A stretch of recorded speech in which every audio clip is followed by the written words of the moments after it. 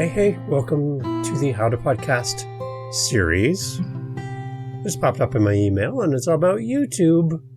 Oh yes, YouTube, where 95% of 13 to 17-year-olds are right now. They're not on Facebook. I'm sorry. And if we want to be where the future is in podcasting and where the future is in listenership and content, people soaking up our content, we need to be where, like we talked about earlier, we need to be where our audience is going, not where they are right now or where they used to be, Facebook. We need to be where our audience is going to. And where else but then the 13 to 17-year-olds? Why would we avoid them and focus on the 60 to 70-year-olds? Let's think about where we're headed. And there's an interesting thing that came through in the inbox that I want to share with you here on the How to Podcast series. You ready? Yeah, is that a good teaser? All right, here we go. So this popped up in my inbox and I'm not surprised, but basically YouTube is taking over the audio streaming space. And I know that's going to make people go nuts, but not entirely. But even though YouTube, and I know I've actually listened to podcast experts say that you should never, ever, ever do a static image post on YouTube, which is simply a picture, not a video, but a picture with your MP3 or your audio portion of your podcast attached to an image. And I have an episode all about this earlier on, but I actually enjoy doing these. And the reason why was I was using YouTube as a backup storage drive for my finished podcast episodes, where I have an extra copy out there in the world in case something ever catastrophic happens to my system and I lose my files. At least they live on YouTube and I can always go download them. So having them there is just basically a backup drive of all my past episodes as a static image post on YouTube.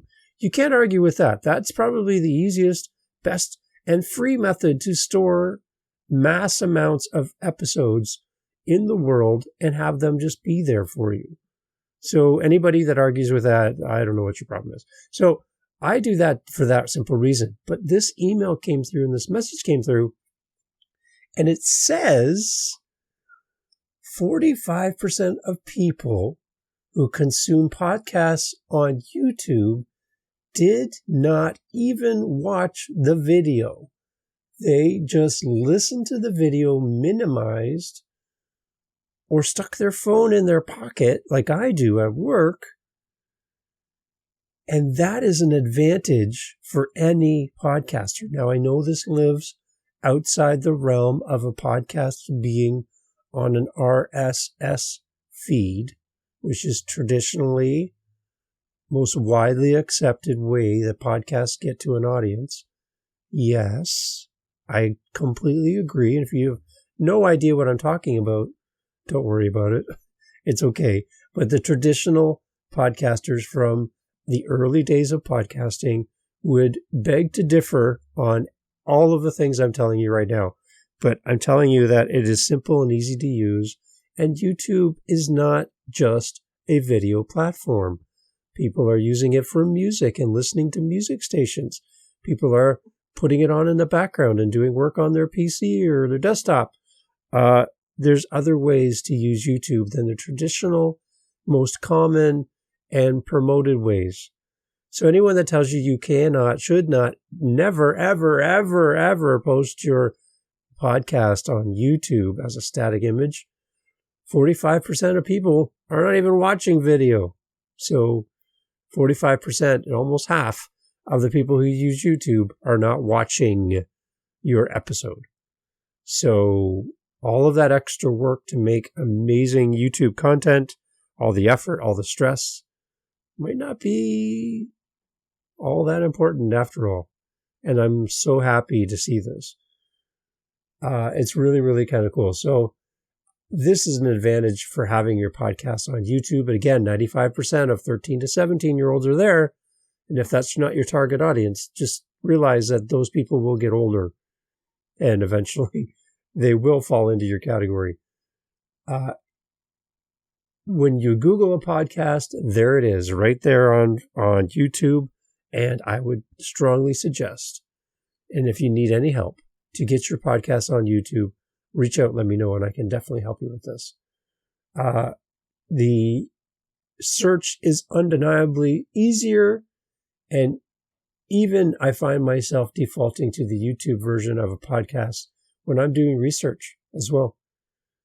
So anyways, so that's kind of a big news. So I just wanted to jump on and share that with you as kind of a little bonus to the previous episodes of the How to Podcast series, and you can always go back and kind of listen to those as well. And this episode will be on YouTube as a static image post. So if you don't like that, sorry, but it's 45% of the world disagrees with all the gurus out there. So let's see where this goes, right? Let's see what happens. And I'm a big fan of free because I am working full time and creating 6 different podcasts every week and doing all the websites, all the updates, everything. And there's not a lot of money left at the end of the week, at the end of the month. So if I can do anything for free and reach my audience, I will. And I'm not ashamed to do so. And you shouldn't be either. So do what works for you and do it the best you can. And no one should ever look down on you because you're trying and you're doing it. And out of all the people who have ever thought of having a podcast, you have one and you should celebrate that. So do more and post your podcast to YouTube. Just do it. Forget the experts. Just do it. Go ahead. It works. 45% of the people are already consuming your podcast without even seeing it, watching it, or participating in your video portion of your podcast. That tells me it's worth trying. So that's my 2 cents on that. Agree, disagree, send me a comment, send me a voice message. Links are in the show notes. I'd love to hear from you. But let's do everything we can to help new podcasters get their message out there and take down the walls that separate us from our listeners. Go out and podcast and enjoy the journey. Thanks for being part of the How Podcast series. Catch you on the next one. Cheers.